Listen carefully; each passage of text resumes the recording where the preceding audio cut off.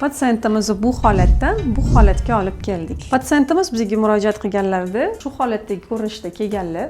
Ya'ni bu tish ildizlari o'ta yaroqsiz, qayta protezlangan, ya'ni tish qo'yilgandan keyin ham sinib ketgan holatda kelganlar va biz tish to'qimasini yumshab qolgani, yaroqsiz holatga kelib qolgani uchun bu tish ildizlarini olib tashladik va o'rniga bir vaqtning o'zida olib tashlab turib 6 ta implant qo'yib berdik. Bu natijamiz esa 2 oy o'tgandan keyin implantlar qo'yilgan, formiklar o'sha paytda o'zida qo'yib berganmiz. Ya'ni o'sha keyingi etapda boshqa kesmalar, tishlar bo'lmagan. Formiklarni olib turib, bizni qolib olgan jarayonimizni ko'rishingiz mumkin. Ya'ni implantlarimiz o'z joyiga o'rnashgan, milklarimiz juda chiroyli shakllangan va tish protezlashga tayyor. Ya'ni implantlarimiz tish qo'yishga tayyor. Bu yerda mana keyingi holatini ko'rishingiz mumkin. Ya'ni tishlarni o'sha abatmentlarni qo'ydik va tishlarni o'rnatdik.